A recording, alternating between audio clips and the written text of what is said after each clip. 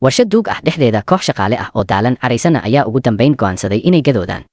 Maalin kasta si adag ayay u shaqeeyaan laakiin helaan ixtiraam iyo xuquuq midna. Markaasay maalin isu yimaadeen si ay dhaqdhaqaaq u bilaabaan. Qorshahoodu waa mid fudud, waxay rabaan inay la hadlaan madaxa warshada si ay u dalbadaan cadaalad. Laakiin ka hor intaysan gaarin madaxa, jidka ayaa laga xirtay. Koox boolis ah oo gaashaaman ayaa hor istaagay iyagoo wata ulaha iyo difaacyada. Muddo kooban labada dhinacba way iska hor fadhiyeen iyagoo aamusan oo xiisad ka dhex jirto. Si lama filaan ah, hal shaqaale ah ayaa isxajin waayay oo tuuray dhagax. Ficilkaas yar ayaa wax walba u beddelay rabshado. Dagaal naxariis darro ah ayaa dhex maray shaqaalihii iyo booliskii. Qalalaasuhu wuxuu istaagay oo keliya markii madaxii warshadu uu hadlay isagoo adeegsanaya makarafoon weyn. Wuxuu u yeeray laba shaqaale ah si ay ula hadlaan, laakiin dhibaato ayaa jirta. Hogaamiyihii dhaqdhaqaaqa oo ahaa Sangeji looma dooran inuu hadlo, madaxii wuxuu amray inta kale inay guryahooda ku laabtaan. Doorasho kale ma jirin, shaqaalihiina way baxeen. Habeenkaas Sangeji wuxuu ku laabtay gurigiisa. Xaaskiisa iyo wiilkiisa yar ee Sancaka ayaa sugayay. Wiilku ma fahamsana sababta aabihiis uu markasta ugu jiro dagaal khatar ah. Sangeji wuxuu si degan ugu sheegay in la dagaalanka dulmigu ay tahay mas'uuliyad saaran qof kasta. Ka hor intaan la seexan, Sancaka hooyadiis waxay ka codsatay inuu daaqadaha xiro waayo roob ayaa daayay. Inkasta oo wiilku uu ka baqayay onkodka iyo hilaaca, haddana geesinimo ayuu isugu yeeray oo wuu xiray. 3 maalin ayaa gudubtay. Labadii shaqaale ee u tagay madaxa warshada dib dambe looma arkin, war iyo wakaaladna lagama helin. Isagoo walwalsan caraysana, Sangeji ayaa mar kale soo ururiyey shaqaalihii. Waxay u socdeen inay ogaadaan runta. Laakiin sidii hore, boolis hubaysan ayaa jidka ka xirtay, dagaal kale oo rabshad wata ayaa bilaabmay. Markaan khatartu booliska keliya kama imaanaynin. Qalalaasaha dhexdiisa, mid ka mid ah saaxiibadii Sangeji ayaa khiyaamay. Wuxuu toori kaga muday xubnaha dambe isagoo soo afjaray nolosha ninkii wax walba bilaabay. Wiilkiisii yaraa ee Sancaka oo meel u dhow ku dhumaalaysanayay ayaa wax walba arkay.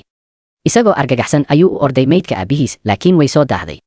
Roob culus ayaa bilaabay inuu doo iyadoo Sancaka uu ku dul ooyayo aabihiis. Isagoo cadho iyo xanuun ka buuxo, Sancaka wuxuu qabsaday gaashaankii booliska mid ka mid ah, wuxuuna isku dayay inuu iska difaaco. Waa ilmo yar, laakiin cadhadiisu waa mid xooggan. Si lama filaan ah, wax yaab leh ayaa dhacay, koronto ayaa ka soo baxday gacmihiisa. Korontadaas ayaa wada haleeshay dadkii ku wareegsanaa, Sancakana dib ayay u tuurtay. Awooddu waxay ahayd mid weyn, xitaa isagu ma uusan fahmin waxa uu sameeyey. Maalintaas murugada leh kadib, 1 sano ayaa gudubtay. Sancaka iyo hooyadiis waxay ku dhibtoonayeen inay nolosha maareeyaan. Noloshu waa adag tahay, lacagtuna mar kasta way ku yar tahay. Maalin maalmaha ka mid ah, hooyadiis waxay shaqo ka heshay magaalo kale. Waxay u sheegtay Sancaka inay maqnaan doonto 1 maalin keliya. Laakiin 1 maalin waxay isku beddeshay 7, marnaba dib uma soo laaban.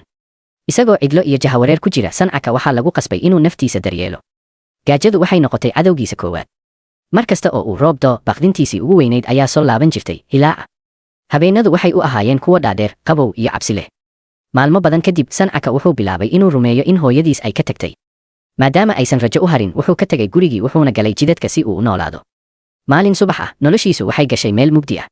Koox carruur jidka ku nool ah ayaa arkay oo bilaabay inay eryadaan. Waxay ku godoomiyeen marin ciriiri ah. Sancaka wuxuu isku dayay inuu isdifaaco, laakiin tirada carruurta ayaa ka badnayd. 5tii carruur ahayd ayaa mar qubroces u weeraray. Si xun ayay u garaaceen, dhegta ayay ka jareen, waxayna rabeen inay ku dhuftaan ulo alwaax ah. Markii ay wax walba u muuqdeen rajo la'aan, caawimaad ayaa timid. Wiil kale oo lagu magacaabo Aweng ayaa soo muuqday, isagoo degan oo geesi ah. Aweng ayaa la dagaalamay kooxdii. Isagoo isticmaalaya farsamooyin dagaal oo xooggan, wuxuu dhulka dhigay 5tiiba ilbidhiqsiyo gudahood. Kadib markuu badbaadiyey Sancaka, Aweng wuxuu geeyey goobtiisa qarsoodiga ah oo ahayd saldhig tareen oo duug ah. Raashin ayuu siiyey, wuxuuna ka dhex arkay wiilka wax gaar ah. Intii uu ka tegi lahaa, Aweng wuxuu go'aansaday inuu Sancaka baro sida loo dagaalamo si uu naftiisa ugu difaaco dunida naxariista daran. Tababarkii ayaa bilaabmay, Sancakana wuxuu ka yaabiyey Aweng. Wiilku si degdeg ah ayuu wax u baranayay. Dhaqdhaqaaqiisu waa mid fiiqan, foojignaantiisuna waa mid xooggan. Waxay u muuqatay in dagaalku uu dabiici u ahaa, laakiin maalin iyagoo nasanaya ayay roob bilaabeen. Markii uu Sancaka maqlay roobka, wuu argagaxay oo wuxuu galay mid ka mid ah tareennada si uu u dhuunto.